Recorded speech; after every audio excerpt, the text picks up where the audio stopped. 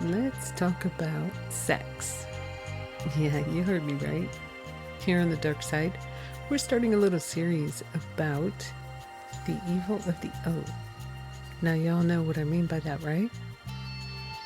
In this limited series, we'll include many topics related to the world of sex and specifically the dark side of it. From consenting adult relations to the world of sex trafficking, to those who find themselves trapped inside the world of porn addiction, strip clubs, sex clubs, habitual sex addicts, prostitution, and even to the point of becoming a serial cheater, and so much more. But this episode's going to be brief tonight. It's just an overview as we'll explore the consenting adult relationships and how we as human animals live our lives in a constant search for the next release. No matter where that almost never-ending search may lead us. For those who prefer to listen to just the audio version of this episode, your favorite podcast forum, or our website, tdsothc.com, or if you're already listening to the audio version and you'd love to see the video version that's going along with it, head over to our YouTube channel and enjoy the show.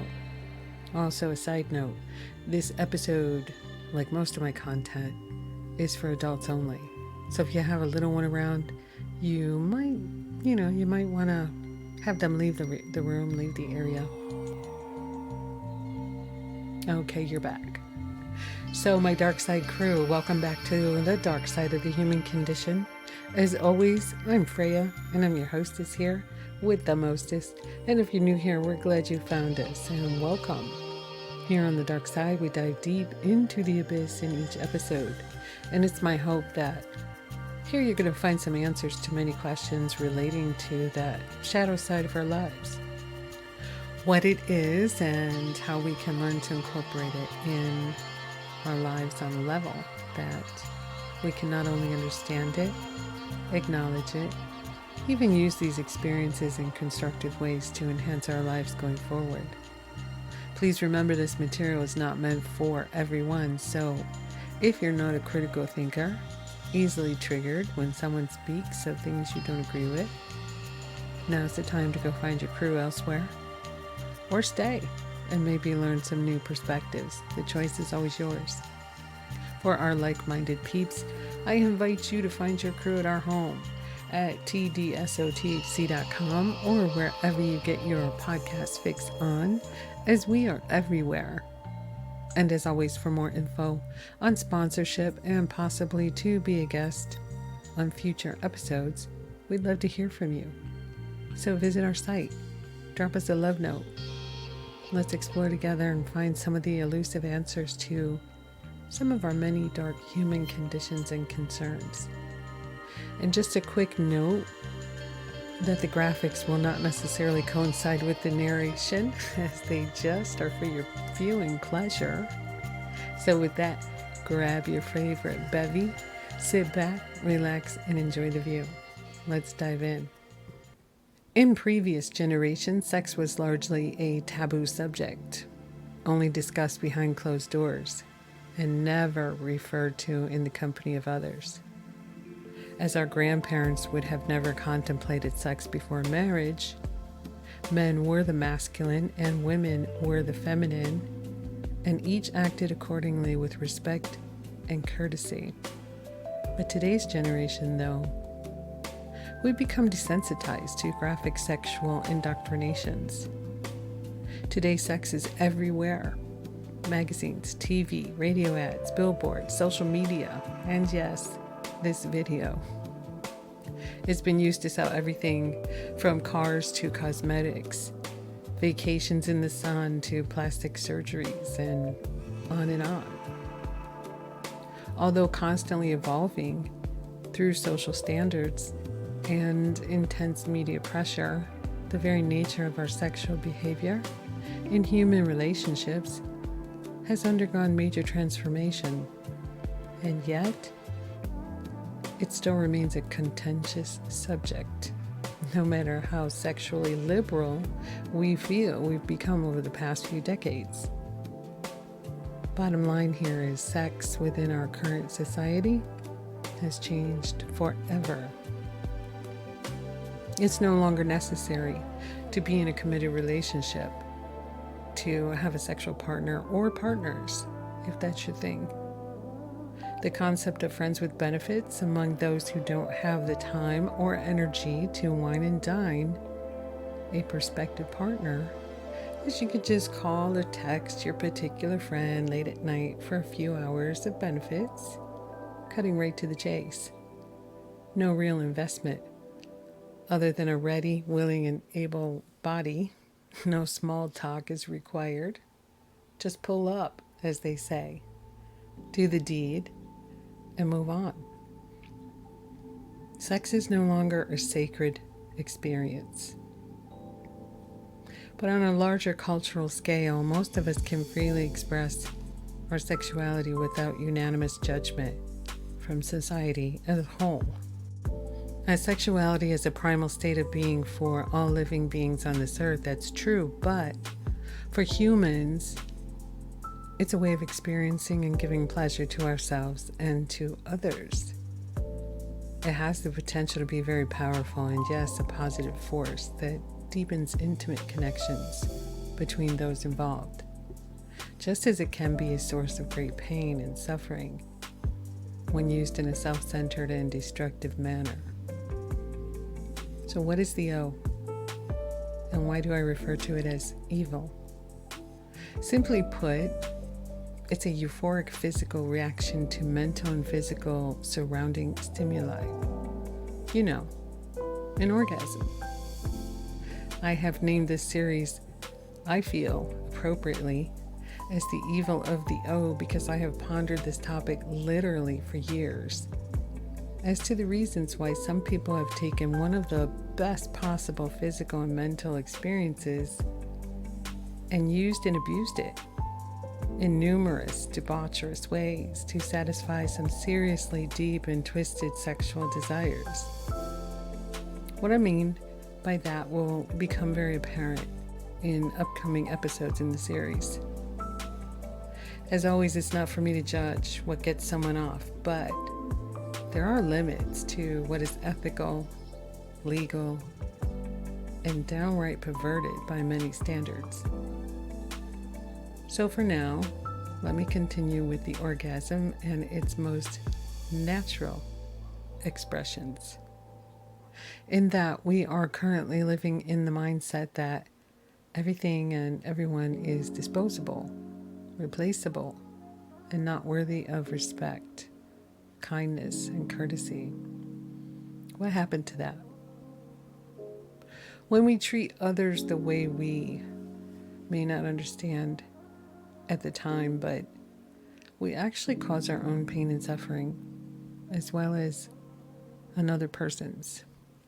And then we decide yet another relationship has gone bad, so we move on to the next victim, and the person we've hurt moves on to the next abuser.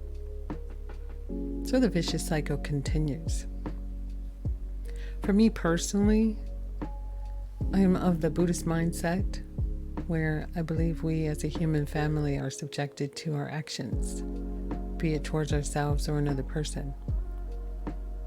I believe that what we do, what we put out there eventually affects everyone on a universal level. Ever hear that term, we're all one? Or we're in this together? It is the truth. Just look at what's going on in the world today and you can see we're all affected by the dirty deeds of a few. For now. I believe that what we put out into the universe eventually makes its way back home to the original sender. So be it for good or evil, our karma eventually returns home. There's no escaping it. Ever. So be mindful in our actions and yes, even our thoughts, as they have a way of manifesting into reality. You know that thing where they say where your energy goes, manifestation flows, something like that. Anyway, it's true. In all human history of sexual experiences, we humans have battled with one form of sexual repression or another at some point in our lives. And sometimes it is exactly what tends to make sex so naughty and fun. That exciting thrill every time you do something you aren't supposed to do, right? That adrenaline rush of doing something that feels so rebellious. Realizing that rules are not concrete, sometimes made to be broken. Especially those things that limit our freedom. I'm all about that. It's about creating experiences in this limited time here on Earth. It's the joy of lovers sneaking away from an all-seeing eye that hovers enigmatically over their shared escapade. It's that secret affair that can leave us with a lifetime of erotic memories long after the affair has ended. Think of all the movies and literature that we've experienced of the unrequited love that lasts in our hearts and minds of those so afflicted. Or it may be that secret crush that never really evolved in the physical world, but keeps us up late at night imagining all the possibilities of what if. Been there myself, but I don't name names, right? Those moments that we can't forget, the ones that make us feel truly alive. It may be a one-night stand, a weekend stand, or a new and exciting relation, as those experiences can be exciting for a time, bringing different expectations and euphoric states of mind and body. Say you've been together for a long time and things have become sort of stale and nothing new to see here, right? So going through the motions may come into play. It's at the exact point when you need to put in that effort you did in the beginning in order to keep the fire burning. But sadly though, this is the moment some people either step outside the relationship and cheat, or they just dip out altogether, seeking yet another future unsuccessful relationship because they haven't learned that the issue is most likely them, and that they have given up on themselves and their partner. Or they may have expected their partner to do everything, fix everything, that kind of thing. And not one person can do it all, nor should they. Those who know me well, they know I'm a major music lover, and all day, every day, all night, every night, like music all the time, right? It's like, I don't know, if I had to pick a theme song for my life, I'm not sure, but where relationships come into play, there's an artist that I follow for several years, and her name is Alina Baraz, B-A-R-A-Z. And this one song she does really resonates with me to my core, where the topic of love is concerned. The song is called Make You Feel. And there's a line in the song that's completely mind-blowing, and you really have to listen to it, like, to really get it, right? She says, and I quote, "Even let you undress my mind. Say it, watch it, play it, and press rewind. Breathe. Breathe me in. Taste my words. Let me blow your mind. I'll take you far, far away. I'll make you feel alright. You've got to crave it and chase it until you're close enough to taste it. I can give you what you need." That's deep, right? That is like so deep. I mean, that is just like the whole thing right there. Great song. Highly recommend that artist. Actually, all of her music touches my soul, to be honest. And That, my friends, is what we ultimately seek in a lover for life, in my opinion. And we keep trying to find that, right? And we get really close, really close, really close to it. And then we let life take over. Stuff like that, and then we just forget about our partner. Ask yourself, when was the last time that someone made you feel like that, like those words, right? Someone who completely envelops your soul, your entire being. And if you're not with them still, why not? Think about that. Our relationships only fail because we allow it to die. Sometimes a slow and agonizing death, instead of putting in the effortless effort, because I think relationships should more or less be effortless. If it's too much work and it's always some drama, it's like, yeah, that's not for you, not for me, not for anybody, right? So put in that effortless effort to make your partner feel like they are the jewel that you once treated them as. Just my opinion. But I digress. Some orgasms are purely physical, while others may involve, subjective and psychological aspects. Feelings of intimacy may enhance orgasms with a partner, and conversely, orgasms can enhance intimacy. Sex triggers a release of oxytocin. It's a hormone which fosters a bonding and trust. Makes me think about all those women out there that say they can't ever have an orgasm. Interesting, right? Research suggests that higher oxytocin levels not only brings a partner closer together, but that it also makes individuals less likely to cheat. Sometimes.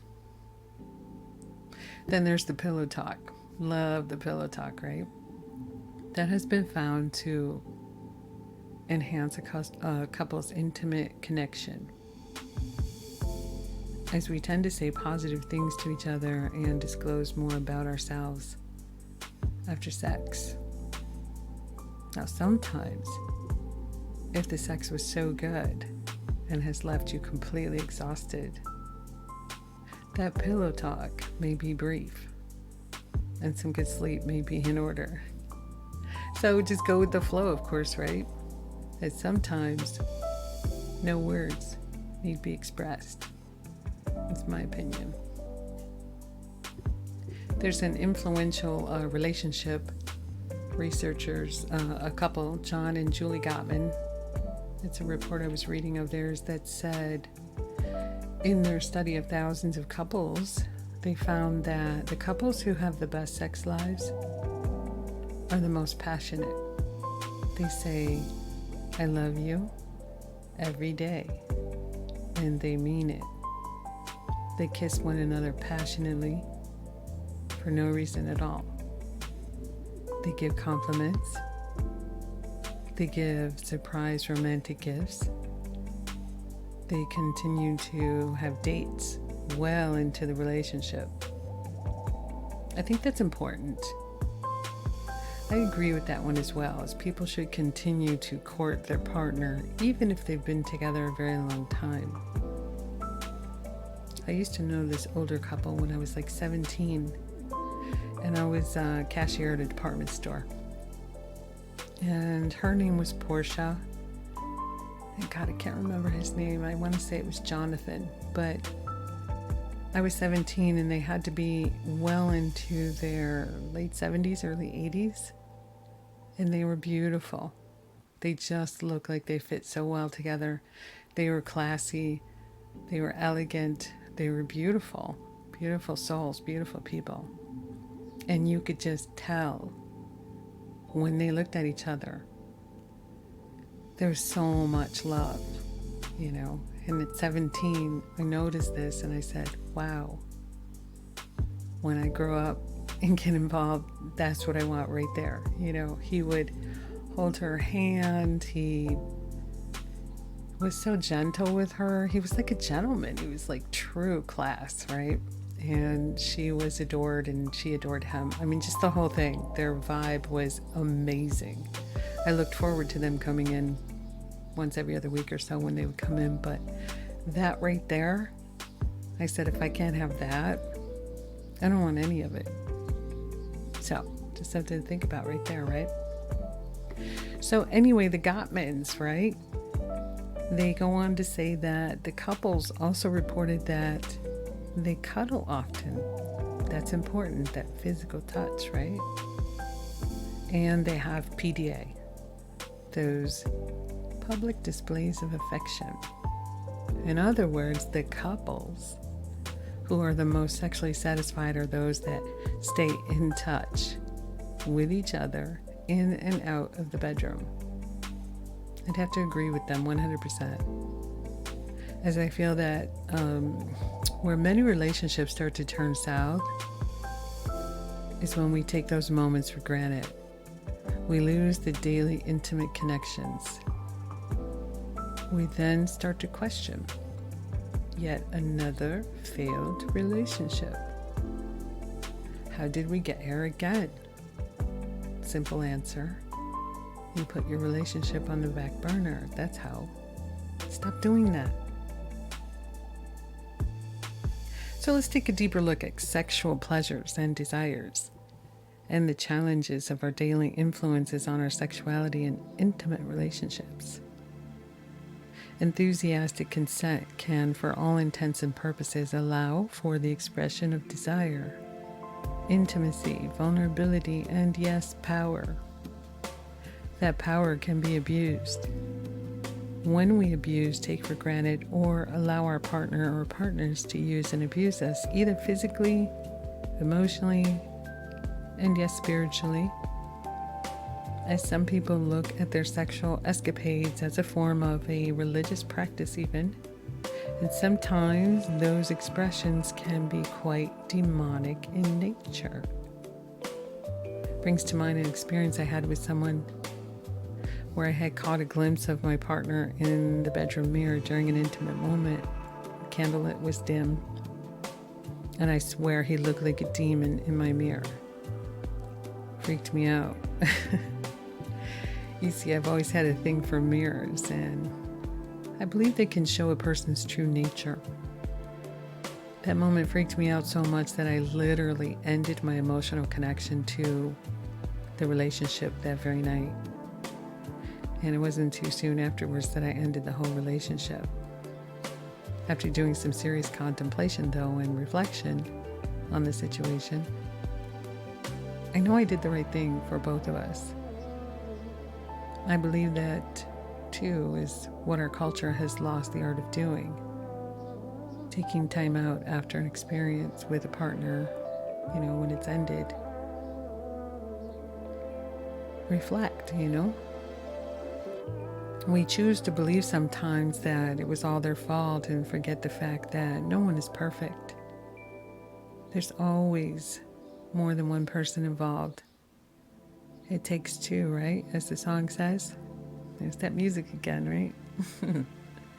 So we need to reflect on what did work and what didn't work, and what we'll accept and not accept going forward, from our relationships. And it doesn't even have to be, sexual all the time.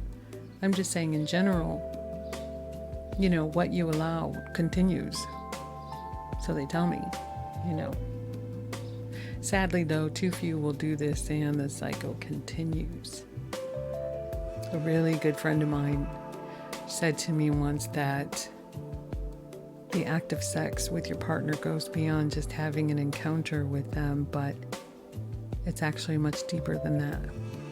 No pun intended, I swear. Right? But it's more so for the female I'm speaking of here, in that the man is actually piercing her physical body as well as her soul. And that if that person is or has an evil essence or intentions, it can literally affect your physical being, your spiritual being, and not in a good way. I believe her, my friend. She knows what she was talking about. Like they say, be very careful, like who you give your body to. Because going back to what I believe to be my personal demon encounter, as I look back now, my physical and mental experience was starting to become very drained over time, and I didn't really pay attention to it at the time, but I saw gradual changes. I didn't like that, but I ignored them.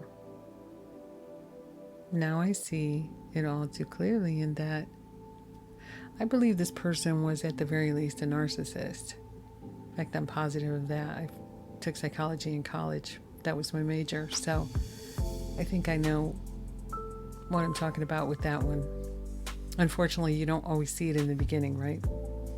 But looking back, you're like, yeah, that was one. Anyway, I think that person was draining me of my life force and my essence on every level. So again, be careful who you share your body and your mind with.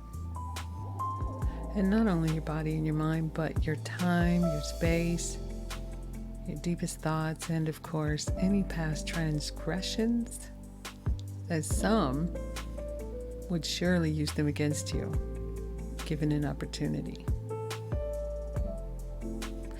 Before we get to the relationship, sometimes we find ourselves involved in casual relationships or the friends with benefits. That situation for a while, and those encounters can take on many forms of physical and mental transformations the longer we participate in such activities. And if that's where you're at this stage of your life, there's nothing wrong with that, of course. That's how we learn what we want, what we don't want, that kind of thing. I think there's a need for it at certain times in our lives because that's our culture now, Tinder and all that crap, right? But that usually doesn't last for too long, as someone always winds up catching those feelings. Guilty. No.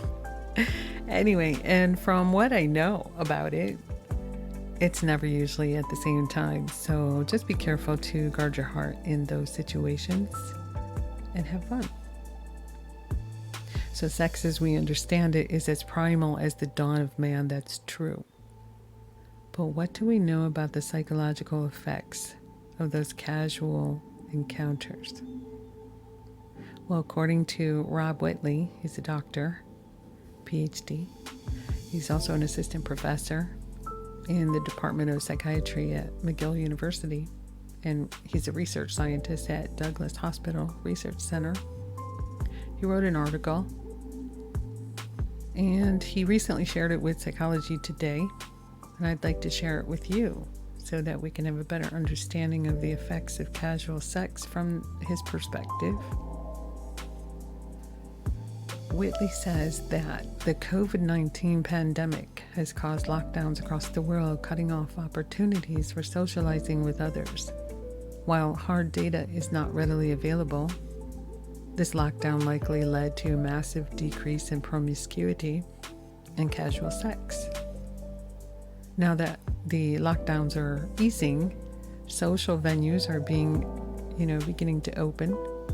Singles are once again starting to mingle. This will undoubtedly increase opportunities for the casual sexual encounters. He goes on to say that, however, the long period of home confinement will have given many people pause for thought about their lifestyles, including their sex lives.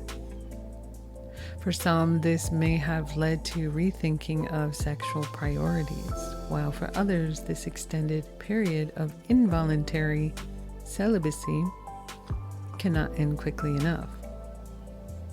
And I actually concur with both of those thoughts, actually. Interestingly, the research literature on the mental health consequences of casual sex is inconclusive. For example, one large-scale U.S. study found that young adults partaking in casual sexual encounters had similar levels of psychological well-being to those in committed relationships. So it's not all bad, right? But in contrast, other studies indicate that casual sex is associated with worse mental health. So here we go. And in another large U.S. study found that people engaging in casual sex reported decreased well-being, self-esteem, and life satisfaction, as well as increased psychological distress and depression symptoms.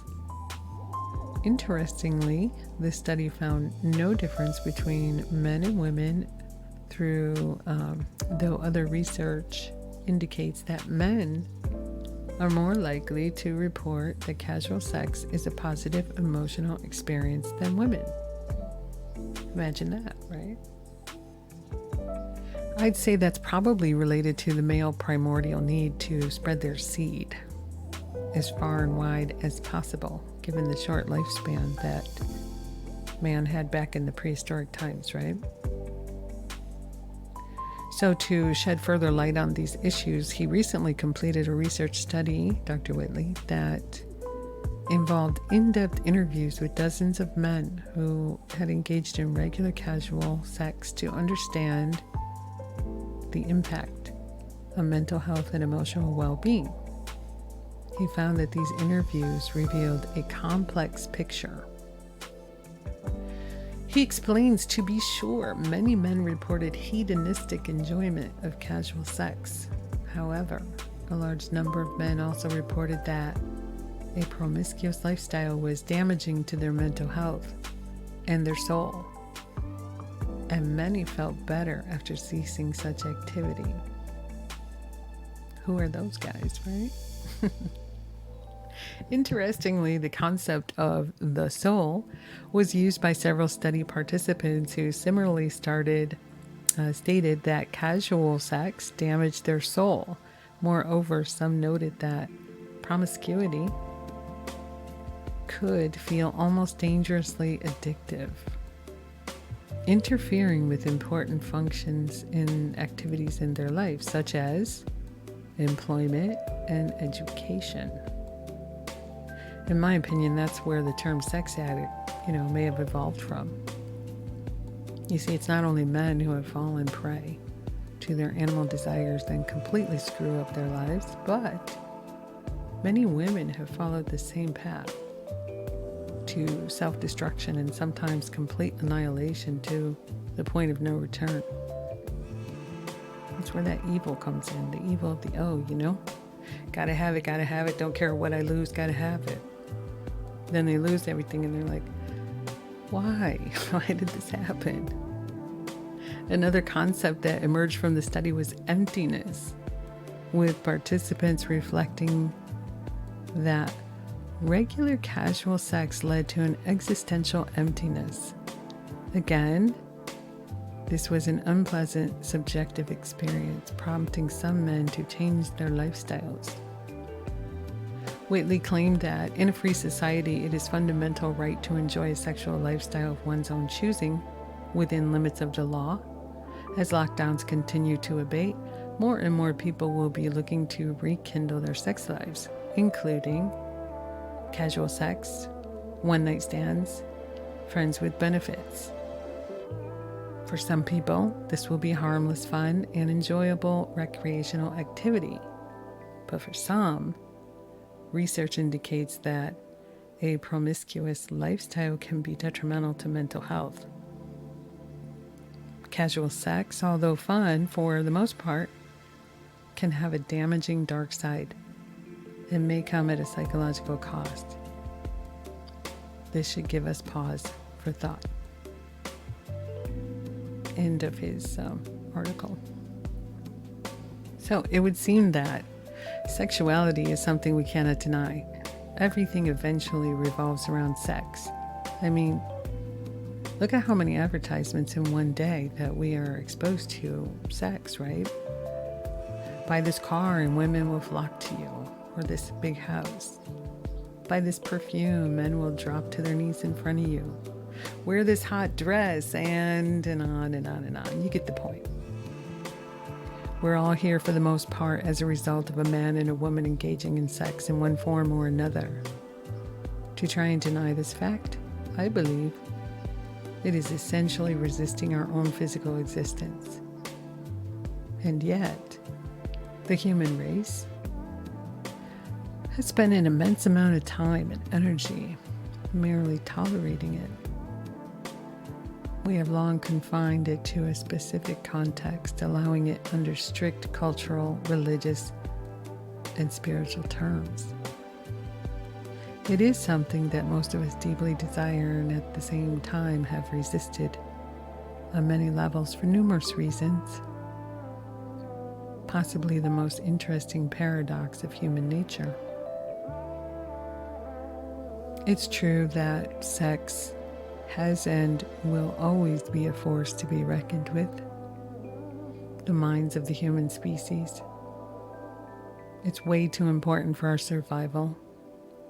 Too powerful of a source of pleasure and human connection. A means to explore humanity and too useful a way to show someone you love or simply desire them. It's a way of staying connected and continuing the human race and society as a whole. And when all of that is said and done, we must continue to communicate our needs, our desires, and yet keep our sexuality a sacred space. I'm not here to judge anyone, nor tell anyone what they should consider a healthy sex life, of course. But there are sides to our sexuality that can become deviant, disturbing, and yes, detrimental not only to ourselves, but to others as well. If we allow a world to evolve where anything goes and must be accepted no matter what an ethical society would demand, who's to say that we as a species will continue to survive, right? I believe that there are lines that we have crossed, and these lines have had disastrous effects on society for sure. So who's to blame?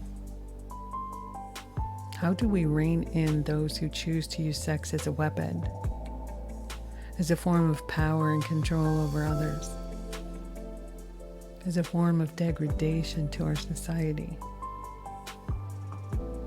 I believe we've gone too far off course by allowing society to express their certain and undeniable deviant behaviors out in the eyes of the public, demanding that we accept any and everything that a small group of people believe should be accepted by all. Really?